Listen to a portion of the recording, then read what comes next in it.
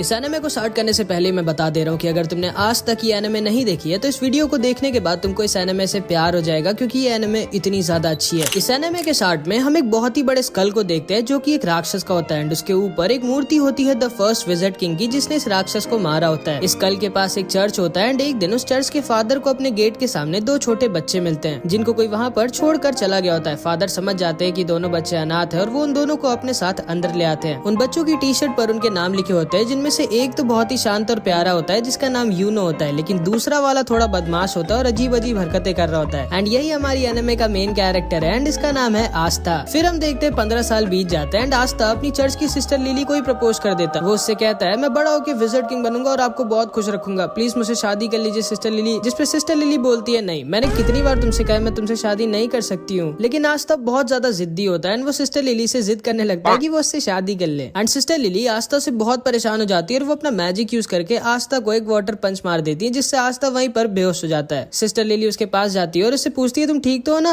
And तभी वहाँ पे चर्च के कुछ और बच्चे आ जाते हैं और वो सिस्टर लिली से कहते हैं बिल्कुल सही किया आपने, जब भी आपको परेशान करे इसको एक दो वाटर पंच मार दिया करिए। लेकिन तभी आस्था दोबारा से होश में आ जाता है एंड फिर से सिस्टर लिली के पीछे पड़ जाता है। बट इस बार वहाँ पर यूनो आ जाता है एंड वो आस्था को अपने मैजिक से वहीं पर गिरा देता है। आस्था गुस्से में उठता है और उसके पास भाग के जाके कहता है आखिर तुम हर बार मेरे और सिस्टर लिली के बीच में अपनी टांग क्यों घुसाते हो। जिसपे यूनो आस्था से कहता है देखो, पहले तो तुम बहुत ज्यादा शोर मचाते हो, दूसरा तुम्हारी हाइट बहुत कम है, तीसरा तुम दिमाग से कम हो, और सिस्टर लिली इस चर्च की नन है और नन लोग शादी नहीं कर सकती, तुम्हारे दिमाग में इतना भी नहीं घुसता क्या। जिसपे आस्था बहुत गुस्सा हो जाता है और यूनो से कहता है आजा 1v1, फ्री फायर में नहीं असली फाइट में मतलब। जिसपे आस्था से कहता है नहीं, मुझे टाइम वेस्ट नहीं करना है तुम्हारे साथ 1v1 करके। आस्था बोलता है कि वो डर गए क्या। जिसपे बच्चा जिसका नाम मैक्स होता है ये बोलता है तुम सोच भी कैसे सकते हो कि तुम यूनो को जिंदगी में भी हरा सकते हो। आस्था मैक्स से बोलता है तुम्हारी प्रॉब्लम क्या है बच्चे, मुझसे मैं तुमसे इतना बड़ा हूँ फिर भी तुम मेरी रिस्पेक्ट क्यों नहीं करते कभी। जिसपे मैक्स बोलता है बिल्कुल भी नहीं, मैं किसी ऐसे की रिस्पेक्ट कर ही नहीं सकता जो 15 साल का होने के बाद भी मैजिक नहीं यूज कर सकता। असल में आस्था के पास बिल्कुल भी मैजिक नहीं होता, मतलब आस्था एक ऐसे वर्ल्ड में होता है जहाँ पे मैजिक से ही सब कुछ होता है बिना मैजिक के। मैक्स आस्था से कहता है तुम सोच भी कैसे सकते हो कि तुम बिना मैजिक के यूनो जैसे पावरफुल मैजिशियन को हरा सकते हो। आस्था कहता है अच्छा यूनो अगर इतना ही स्ट्रॉन्ग है तो वो ये कर सकता है क्या। एंड वो बहुत ही तेज स्पीड में क्रंचेस मारने लगता है। असल में आस्था मैजिक तो यूज कर नहीं सकता, इसलिए वो एक्सरसाइज करके अपने आप को फिजिकली बहुत स्ट्रॉन्ग बना लेता है। मैक्स आस्था से कहता है कि तुम क्रंचेस मारकर विजिट किंग नहीं बन सकते, क्योंकि विजिट किंग स्ट्रॉन्गेस्ट मैजिशियन होता है, स्ट्रॉन्गेस्ट बॉडी बिल्डर नहीं। एंड तभी यूनो अपने मैजिक से सिस्टर लिली के कपड़े सुखाने लगता है, जिसको देखने सारे बच्चे भाग के चले जाते हैं। एंड यूनो का भी सपना आस्था की तरह विजिट किंग बनने का होता है। सिस्टर लिली भी यूनो को थैंक यू कहती है उसकी हेल्प करने के लिए, जिसपे आस्था को बहुत जलन होती है एंड वो जल्दी से भाग के लकड़ियां काटने आ जाता है ताकि सिस्टर लिली उसको भी थैंक यू बोले। लेकिन इससे पहले कि वो लकड़ियां काटता है यूनो अपने मैजिक से लकड़ियां भी काट देता है। असल में इसको आस्था के सामने शो ऑफ करना थोड़ा पसंद होता है। मैक्स कहता है मुझे यकीन है अगला विजिट किंग यूनो ही बनेगा, तुम नहीं आस्था। एंड तभी वहाँ पर फादर भी आ जाते हैं एंड वहाँ आकर यूनो की तारीफ करने लगते हैं कि यूनो जरूर इस चर्च का नाम एक दिन रोशन करेगा। आस्था दुखी हो जाता है और कोने में अकेला जाकर बैठ जाता है। तभी उसके पास सिस्टर लिली आती है और उससे कहती है दुखी मत हो आस्था, थोड़े दिनों में तुम्हारी ग्रिमवॉर तुम्हें मिल जाएगी, फिर तुम भी मैजिक यूज कर पाओगे। जिसको सुनकर आस्था खुश हो जाता है और फिर से खड़ा हो जाता है और कहता है आप देखना सिस्टर लिली, मुझे इस दुनिया की बेस्ट ग्रिमवॉर मिलेगी एंड फिर मैं बहुत मेहनत करके सबसे ज्यादा स्ट्रॉन्ग बनूंगा एंड फिर एक दिन मैं विजिट किंग बनूंगा। ग्रिमवॉर असल में एक मैजिकल बुक होती है जिसमें 3 लीफ बनी होती है जो सबको 15 साल की एज पे मिलती है एंड उसको पाने के बाद लोगों का मैजिक बहुत ज्यादा बढ़ जाता है और वो मैजिकल अटैक्स भी यूज कर सकते हैं। आस्था यूनो से कहता है कि जब मुझे मेरी ग्रिमवॉर मिलेगी तब हम दोनों बचपन की तरह साथ में प्रैक्टिस करेंगे और साथ में बहुत स्ट्रॉन्ग बनेंगे। लेकिन यूनो उसे इग्नोर कर वहाँ से चला जाता है, मानो वो आस्था को अपने टक्कर का मानता ही नहीं है। जिसपे आस्था भी बहुत दुखी हो जाता है एंड वो भी वहाँ से चला जाता है। सिस्टर लिली यूनो के पास आती है और उससे कहती है तुम्हें आस्था के साथ ऐसा नहीं करना चाहिए था। जिसपे यूनो कहता है आस्था मेरे रहते कभी भी विजिट किंग नहीं बन सकता। सिस्टर लिली को लगता है कि आस्था क्योंकि बहुत दुखी होकर गया है तो वो मे भी कहीं पर चुपचाप जाके रो रहा होगा, लेकिन हमारा आस्था रोता होता नहीं है, वो यहाँ पर ट्रेनिंग कर रहा होता है और ज्यादा स्ट्रॉन्ग होने के लिए एंड अपने विजिट किंग बनने के सपने को सच करने के लिए। थोड़े दिनों बाद आस्था यूनो और बहुत सारे बच्चे जो 15 साल के हो गए थे वो सब ग्रिमवॉर टावर जाते हैं अपनी अपनी ग्रिमवॉर लेने। आस्था बहुत ज्यादा एक्साइटेड होता है क्योंकि अब वो फाइनली मैजिक यूज कर पाएगा एंड यूनो को टक्कर दे पाएगा। वहाँ पे 2 नोबल फैमिलीज के भी बच्चे आए होते हैं जो आस्था और यूनो का मजाक उड़ा रहे होते हैं क्योंकि वो लोग गरीब होता। तभी वहाँ पर उस ग्रिमवॉर टावर का मास्टर आ जाता है एंड सारे लोगों का वेलकम करता है। आस्था बहुत ज्यादा एक्साइटेड और खुश होता है। फिर ये मास्टर एक मैजिकल स्पेल बोलता है और सारे लोगों के पास अपने आप उनकी ग्रिमवॉर उड़कर जाने लगती है। सारे लोग अपनी अपनी ग्रिमवॉर पाकर बहुत खुश होते हैं, लेकिन आस्था के पास कोई भी ग्रिमवॉर नहीं आती। आस्था बोलता है मेरी ग्रिमवॉर लेट हो गई क्या, मेरी ग्रिमवॉर कहाँ है। जिसपे सारे के सारे लोग उस पर हंसने लगते हैं एंड उसका मजाक बनाने लगते हैं। लेकिन तभी यूनो के पास उसकी ग्रिमवॉर आ जाती है जो कि होती है एक 4 लीफ ग्रिमवॉर जो कि बहुत ही ज्यादा रेयर होती है एंड यही ग्रिमवॉर फर्स्ट विज़र्ड किंग के पास भी होती है, जिसको देखकर सारे के सारे लोग शॉक्ड रह जाते हैं कि आखिर यूनो जो कि नोबल फैमिली का भी नहीं है उसको 4 लीफ ग्रिमवॉर कैसे मिल गई। यूनो उल्टा घूमता है और सबसे कहता है कि वो बनेगा अगला विज़र्ड किंग एंड सारे के सारे लोग उसकी तारीफ करने लगते हैं। लेकिन तभी आस्था खड़ा होता है और यूनो से बोलता है नहीं तुम नहीं, मैं बनूंगा अगला विज़र्ड किंग, जिसपे फिर से सारे के सारे लोग उस पर हंसने लगते हैं एंड उसका मजाक उड़ाने लगते हैं एंड यूनो भी आस्था को वहीं पर इग्नोर करके वहाँ से चला जाता है। इसके बाद आस्था अकेले जंगल में उल्टा लटका होता है और थोड़ा सा दुखी होता है क्योंकि ना तो सिर्फ उसके पास मैजिक है बट अब तो उसको ग्रिमवॉर भी नहीं मिली। लेकिन इतना सब कुछ होने के बाद भी वो गिव अप नहीं करता और वो उठता है और कहता है क्या हुआ अगर मेरे को ग्रिमवॉर नहीं मिली तो मैं तब भी मेहनत करना नहीं छोड़ूंगा एंड एक दिन विज़र्ड किंग जरूर बनूंगा, तुम बस वेट करना यूनो, मैं ही तुम्हारा राइवल हूँ एंड मैं ये तुम्हें प्रूफ करके रहूंगा। लेकिन तभी उसे एक आवाज आती है। इधर हम देखते हैं ये दोनों जलन के मारे यूनो से लड़ने आ जाते हैं एंड उससे कहते हैं आखिर तुम्हारे जैसे गरीब को 4 लीफ ग्रिमवॉर कैसे मिल सकती है एंड हम नोबल्स को नहीं, मैं जला दूंगा तुम्हारी इस ग्रिमवॉर को। एंड वो यूनो के ऊपर एक मैजिकल अटैक यूज कर देता है, लेकिन यूनो बिना अपनी ग्रिमवॉर का यूज किए ही अपने आप को डिफेंड कर लेता है, जिसको देखकर ये दोनों शॉक्ड रह जाते हैं कि आखिर यूनो इतना स्ट्रॉन्ग कैसे है। लेकिन तभी अचानक से कुछ चेन्स आके उन दोनों को पकड़ लेती हैं एंड तभी वहाँ पर एक आदमी आता है जो बोलता है तुम लोग पागल हो क्या जो इतनी रेयर चीज को जलाना चाहते हो। यूनो पूछता है कौन हो तुम, जिसपे ये बताता है मेरा नाम है स्नेक और मुझे वो चीज चाहिए जो तुम्हारे पास है। एंड तभी वो अपने मैजिक से यूनो को भी पकड़ लेता है एंड उसकी 4 लीफ ग्रिमवॉर को भी उससे छीन लेता है। यूनो बोलता है स्नेक मैंने तुम्हारा नाम सुना है, तुम एक बहुत ही स्ट्रॉन्ग और फेमस चोर हो, लेकिन तुम्हें ये तो पता ही होगा कि एक ग्रिमवॉर को केवल उसका ओरिजिनल ओनर ही यूज कर सकता है। जिसपे स्नेक कहता है हाँ मेरे को पता है कि तुम्हारी ग्रिमवॉर को तुम्हारे बिना कोई यूज नहीं कर सकता, लेकिन ब्लैक मार्केट में इस 4 लीफ ग्रिमवॉर के मेरे को बहुत पैसे मिलेंगे एंड इसीलिए मैं तुम्हारी ग्रिमवॉर चुरा रहा हूँ और माफ करना तुम्हारा विज़र्ड किंग बनने का सपना यहीं पर खत्म होता है। एंड तभी वहाँ पर हमारा आस्था आ जाता है एंड आते गिर के अपनी बेइज्जती करा लेता है, लेकिन फिर भी वो खड़ा होता है और बोलता है क्या हो रहा है यहाँ और तुम्हारे पास 2-2 ग्रिमवॉर कैसे है। यूनो बोलता है उनमें से एक मेरी और यहाँ से जल्दी से भाग जाओ, ये बहुत स्ट्रॉन्ग है। तब आस्था सारा का सारा खेल समझ जाता है एंड वो स्नेक से कहता है चुपचाप यूनो की ग्रिमवॉर वापस कर दो, जिसपे स्नेक उससे कहता है तुम तो वही लूजर हो ना जिसको एक भी ग्रिमवॉर नहीं मिली। एंड ये कहकर वो उस पर हंसने लगता है। आस्था कहता है हाँ मैं वही हूँ जिसको कोई ग्रिमवॉर नहीं मिली, लेकिन मैं वो भी हूँ जो एक दिन विज़र्ड किंग बनेगा। एंड ये कह के आस्था स्नेक की तरफ भागता है। यूनो कहता है नहीं उससे मत लड़ना आस्था। स्नेक अपने मैजिक से आस्था पर अटैक करता है, लेकिन आस्था उसके अटैक को डॉज करके उसके पीछे आ जाता है एंड वो बस उसको एक पंच मारने वाला होता है, लेकिन तभी स्नेक की चेन्स उसको पकड़ लेती हैं एंड फिर स्नेक अपने मैजिक से आस्था को बहुत ज्यादा इंजर्ड कर देता है। आस्था मन में सोचता है कि ये तो बस एक चोर है, फिर ये इतना स्ट्रॉन्ग कैसे है, और अगर एक चोर इतना स्ट्रॉन्ग है तो फिर विज़र्ड किंग कितना स्ट्रॉन्ग होगा। एंड फिर स्नेक उसको पीछे की दीवार पर लड़ा देता है एंड उसके पास जाकर बोलता है अपनी आंखें खोलो बच्चे, तुम मुझे 100 जन्मों में भी नहीं हरा सकते। आस्था मन में सोचता है कि ये सही तो कह रहा है, मैं चाहे जितना भी अपनी बॉडी को ट्रेन करके स्ट्रॉन्ग बना लूं, लेकिन मैं इसको भी नहीं हरा सकता। स्नेक आस्था के ऊपर हंसता है और बोलता है अपनी चेन से मैं किसी के अंदर कितना मैजिक है ये नाप सकता हूँ, और तुम्हारे अंदर एक बूंद मैजिक भी नहीं है एंड इसीलिए तुम्हारे पास कोई ग्रिमवॉर नहीं आई, क्योंकि ग्रिमवॉर मैजिक को बढ़ाती है और तुम्हारे पास तो मैजिक है ही नहीं। तुम विज़र्ड किंग तो क्या, तुम कोई नॉर्मल सी जॉब भी नहीं कर सकते। शर्म करो अपनी जिंदगी पर, तुम एक बहुत ही बड़े लूजर हो। जिसको सुनकर आस्था अंदर से टूट जाता है और वो सोचने लगता है कि ये एकदम सही तो कह रहा है, मेरे अंदर ना तो मैजिक है और ना ही मेरे पास अब एक ग्रिमवॉर है, फिर आखिर मैं कैसे विज़र्ड किंग बन सकता हूँ जो कि पूरी दुनिया का सबसे स्ट्रॉन्गेस्ट मैजिशियन होता है। एंड जिंदगी में पहली बार आस्था गिव अप करने वाला होता है, लेकिन तभी यूनो चिल्लाकर बोलता है नहीं, मैं जानता हूँ आस्था विज़र्ड किंग नहीं बनेगा, क्योंकि अगला विज़र्ड किंग तो मैं ही बनूंगा, लेकिन आस्था कोई लूजर नहीं है, वो मेरा राइवल है एंड उसके अंदर भी एक मैजिकल पावर है एंड वो है कभी भी गिव अप ना करना। एंड इसको सुनते ही आस्था के अंदर मानो दोबारा से जान आ जाती है। वो स्नेक से कहता है दूर हट मुझसे। स्नेक उससे दूर हट जाता है एंड आस्था के पास से एक अजीब सी एनर्जी आने लगती है। आस्था यूनो से कहता है चिंता मत करो यूनो, मैं इस आदमी को तुम्हारी ग्रिमवॉर नहीं ले जाने दूंगा, चाहे उसके लिए मुझे मरना ही क्यों ना पड़े। एंड तभी आस्था के पास उसकी खुद की ग्रिमवॉर उड़कर आ जाती है, जो कि कोई नॉर्मल ग्रिमवॉर नहीं बल्कि एक 5 लीफ ग्रिमवॉर होती है, जो पूरी की पूरी दुनिया में सिर्फ एक ही है, मतलब यूनो से भी ज्यादा रेयर ग्रिमवॉर। दुनिया में 3 तरह की ग्रिमवॉर्स होती हैं। 3 लीफ ग्रिमवॉर जिसमें मैजिकल पावर्स होती है एंड ये बहुत कॉमन होती है। 4 लीफ ग्रिमवॉर जो कि बहुत रेयर होती है एंड इसमें मैजिकल पावर्स के साथ गुड लक भी होता है। एंड लास्ट में है 5 लीफ ग्रिमवॉर जो कि पूरी दुनिया में सिर्फ एक ही है एंड इसके अंदर एक डीमन होता है। एंड आस्था को फाइनली उसकी 5 लीफ ग्रिमवॉर मिल जाती है। यूनो आस्था को देखकर स्माइल करता है और बोलता है मुझे पता था आस्था, तुम वो जो इम्पॉसिबल को भी पॉसिबल कर सकता है, जैसे तुमने बचपन में किया था। एंड फिर हम इन दोनों का बचपन देखते हैं कि कैसे यूनो स्टार्टिंग में बहुत ही रोथुड़ू था और छोटी छोटी बात पर रोता रहता था एंड आस्था स्टार्टिंग से ही उसकी मदद करता रहता था और एकदम उसके बड़े भाई की तरह उसको प्रोटेक्ट करता था। फिर एक दिन बचपन में सिस्टर लिली आस्था और यूनो को पहले विज़र्ड किंग की स्टोरी सुनाती है कि कैसे एक बार पूरी दुनिया पर एक बहुत ही बड़े और ताकतवर राक्षस ने हमला कर दिया था और हर जगह तबाही मचा दी थी। हर तरफ बस दुख ही दुख फैल गया था, लेकिन तभी अचानक से एक लड़का वहाँ वहाँ आ जाता है और उन सबको बचा लेता है। एंड उसके पास एक 4 लीफ ग्रिमवॉर होती है एंड उसकी और उस राक्षस की बहुत दिनों तक लड़ाई होती है, लेकिन आखिरी में वो लड़का उस राक्षस को हरा देता है और दोबारा से दुनिया में सुख और शांति ले आता है। एंड वही बनता है फर्स्ट विज़ार्ड किंग, पूरी दुनिया का सबसे स्ट्रॉन्गेस्ट मैजिशियन। एंड इसी स्टोरी को सुनने के बाद आस्था और यूनो डिसाइड करते हैं कि वो दोनों भी बड़े होकर विज़ार्ड किंग बनेंगे। शाम को फादर आकर यूनो को एक लेटर देते हैं और उससे कहते हैं उस लेटर को विलेज के बाहर एक आदमी तक पहुँचाने के लिए। आस्था कहता है लो मैं चला जाता हूँ, लेकिन यूनो उसे मना कर देता है और कहता है नहीं, वो अकेला जाएगा। यूनो अकेला उस आदमी के पास पहुँच जाता है और उसे वो लेटर दे देता है। काफी रात हो चुकी होती है और आस्था को यूनो की चिंता होने लगती है। एंड फिर वापस लौटते वक्त यूनो को एक बड़ा सा आदमी घेर लेता है और वो उसका पेंडेंट उससे जबरदस्ती छीन लेता है। यूनो उससे कहता है प्लीज मुझे वो वापस कर दो, वो मेरे पेरेंट्स की आखिरी निशानी है। जिसपे हंसता और बोलता है चुपचाप यहाँ से भाग जाओ बच्चे, वरना मुझे तुम्हें जान से मारना पड़ेगा। जिसको सुनकर यूनो डर जाता है और रोने लगता है और सोचता है कि अब वो कुछ नहीं कर सकता, लेकिन तभी वहाँ पर आस्था आ जाता है एंड उस आदमी को पकड़ लेता है। यह आदमी आस्था को मारकर दूर फेंक देता है, लेकिन आस्था फिर से जाकर उसको पकड़ लेता है और जोर जोर से चिल्ला रहा होता है। यूनो बस आस्था को देख रहा होता है और सोच रहा होता है कि आखिर जब आस्था जानता है कि वो इस आदमी को नहीं हरा सकता, फिर वो लड़ क्यों रहा इससे। आस्था को ये आदमी बहुत ज्यादा इंजर्ड कर देता है, लेकिन फिर भी आस्था गिव अप नहीं करता और उसको पकड़े रहता है और जोर जोर से चिल्ला रहा होता है कि यूनो का पेंडेंट वापस कर। ये आदमी समझ जाता है कि ये बच्चा कोई नॉर्मल बच्चा नहीं है एंड वो उस पेंडेंट को वहीं पर छोड़कर चला जाता है एंड आस्था वहीं पर गिर जाता है। यूनो उसके पास आकर रोते हुए बोलता है मुझे माफ करना, मेरी वजह से तुम्हें इतनी मार पड़ी। जिसपे आस्था उससे कहता है तुम चिंता मत करो, मैं हमेशा तुम्हारे साथ रहूंगा और तुम्हें प्रोटेक्ट करूंगा एंड एक दिन मैं बनूंगा विज़ार्ड किंग और तुम्हें और चर्च के सारे लोगों को खुश और सेफ रखूंगा। और इधर हम देखते हैं आस्था की ग्रिमवॉर से एक अजीब सी तलवार निकलती है और स्नेक बोलता है अचानक से तुम्हारे पास एक ग्रिमवॉर कहाँ से आ गई, ये क्या हो रहा है। एंड वो आस्था के ऊपर दोबारा से अटैक कर देता है, लेकिन आस्था अपनी स्वॉर्ड यूज करता है एंड स्नेक की मैजिकल चेंज गायब हो जाती है। स्नेक बोलता है कि ये कैसे किया तुमने, आखिर हो कौन तुम। जिसपे आस्था बोलता है मैं वो हूँ जो एक दिन बनेगा विज़ार्ड किंग। एंड ये कहकर आस्था स्नेक के ऊपर अटैक कर देता है एंड स्नेक की एक बार में ही बैंड बजा देता है और उसको हरा देता है। यूनो उसे देखकर हंस रहा होता है और आस्था उसके पास आकर बोलता है ये देखो यूनो, मेरे को फाइनली मेरी ग्रिमवॉर मिल गई। यूनो आस्था से बोलता है तो तुमने मुझे एक और बार बचा लिया आस्था, तुम्हें याद है ना वो प्रॉमिस जो हमने बचपन में किया। बचपन में जब यूनो आस्था की बात सुनता है तो वो पूछता है कि क्या मैं विज़ार्ड किंग बन सकता हूँ जबकि मैं इतना वीक हूँ। जिसपे आस्था यूनो से कहता है हाँ, अगर तुम बहुत मेहनत करोगे और कभी भी गिव अप नहीं करोगे तो तुम क्या कोई भी विज़ार्ड किंग बन सकता है। जिसको सुनकर यूनो खड़ा होता है और बोलता है ठीक है, मैंने भी डिसाइड कर लिया है कि आज के बाद मैं कभी भी नहीं रहूंगा एंड मैं बहुत मेहनत कर एक दिन विज़ार्ड किंग बनूंगा और तुमको और चर्च के सारे लोगों को खुश रखूंगा। जिसपे आस्था यूनो से कहता है इसका मतलब है कि अब हम दोनों राइवल्स हैं। एंड वो दोनों एक दूसरे से प्रॉमिस करते हैं कि वो दोनों बहुत मेहनत करेंगे एंड एक दिन विज़ार्ड किंग बनेंगे। आस्था यूनो से कहता है हाँ मुझे याद है एंड मुझे लगा था कि तुम भूल गए होगे। एंड फिर वो दोनों फिर से बचपन की तरह दोबारा से एक दूसरे से शर्त लगाते हैं ये देखने के लिए कि पहले विज़ार्ड किंग कौन बनेगा। इसके बाद हम अभी के विज़ार्ड किंग की झलक देखते हैं एंड उन 9 मैजिक नाइट्स को देखते हैं जो किंगडम में विज़ार्ड किंग के बाद सबसे ज्यादा स्ट्रॉन्ग मैजिशियंस होते हैं और इनका काम होता है किंगडम में पीस और ऑर्डर मेंटेन करके रखना। एंड इन सबकी एक स्क्वाड होती है जिसको ज्वाइन करने के लिए बच्चों को एक एंट्रेंस एग्जाम देना होता है और उसी एग्जाम के लिए आस्था और यूनो दोनों ट्रेनिंग कर रहे होते हैं। इधर हम देखते हैं फादर और सिस्टर लिली ग्रिमवॉर टावर के मास्टर के पास जाते हैं एंड फादर मास्टर से पूछता है कि आखिर एंट्रेंस एग्जाम के लिए उसने यूनो के साथ आस्था का भी नाम क्यों दिया, जबकि आस्था तो उस टेस्ट में पास हो भी नहीं सकता। जिसपे मास्टर उससे कहता है कि आस्था ने मुझे उसकी ग्रिमवॉर दिखाई थी और मुझसे बहुत रिक्वेस्ट किया था कि उसको एंट्रेंस एग्जाम में भेज दे, तो इसलिए मैंने भेज दिया। फादर मास्टर से पूछते हैं कि आखिर जो ग्रिमवॉर आस्था के पास आई है वो है क्या और वो असलियत में ग्रिमवॉर है भी कि नहीं। जिसपे मास्टर उसे बताता है मैं तुम्हें ज्यादा तो नहीं बता सकता, लेकिन हाँ उस ग्रिमवॉर की वजह से आस्था को फ्यूचर में एक बहुत बड़ी लड़ाई लड़नी होगी। फादर मास्टर से रिक्वेस्ट करने लगता है कि आस्था बहुत वीक है और उसके पास मैजिक भी नहीं है तो उसको एंट्रेंस एग्जाम में ना भेजे। जिसपे मास्टर उससे कहते हैं कि कहीं ऐसा तो नहीं कि तुम आस्था को इसलिए नहीं भेजना चाहते क्योंकि अगर वो पास हो गया तो वो यहाँ से चला जाएगा और तुम्हें उसकी याद आएगी। जिसपे फादर थोड़ा सा शर्मा जाता है और बहाने बनाने लगता है एंड सिस्टर लिली भी समझ जाती है कि फादर आस्था को सीक्रेटली बहुत प्यार करते हैं। इधर हम देखते हैं आस्था और यूनो रेस लगाते हुए चर्च वापस आ रहे होते हैं और उन दोनों के बीच में टाई हो जाता है। आस्था पूछता है जल्दी बताओ कौन जीता। मैक्स बोलता है यूनो जीता है। आस्था कहता है अभी रेस खत्म नहीं हुई है, जो चर्च के अंदर पहले घुसेगा वो जीतेगा। और आस्था चर्च के अंदर घुसने वाला होता है, लेकिन तभी यूनो उसे अपने मैजिक से उड़ाकर दूर फेंक देता है और रेस को जीत जाता है। रात में सोते वक्त आस्था सपने में भी यही बोल रहा होता है कि वो एक दिन विज़ार्ड किंग बनेगा। भाई ये पागल होता है विज़ार्ड किंग बनने के लिए। जिसको सुनकर मैक्स आस्था पर गुस्सा हो जाता है। अगले दिन आस्था फिर से ट्रेनिंग कर रहा होता है और उसके पास मैक्स आ जाता है। आस्था पूछता है क्या हुआ। मैक्स बोलता है तुम बेवकूफ हो। जिसपे आस्था उस पर गुस्सा हो जाता है और बोलता है ये बोलने के लिए तुम चर्च से इतनी दूर मेरे पास आए हो। मैक्स उसे बोलता है कि तुम्हारे पास तो मैजिक भी नहीं है, तुम सोच भी कैसे सकते हो कि तुम मैजिक नाइट एग्जाम में पास होगे। आस्था बोलता है अब तो मेरे पास मेरी ग्रिमवॉर है एंड अब तो मैं जरूर से मैजिक नाइट एग्जाम में पास होऊंगा और एक दिन विज़ार्ड। लेकिन तभी उसको मैक्स बीच में रोक देता है और कहता है चुप रहो, जब देखो तब विज़ार्ड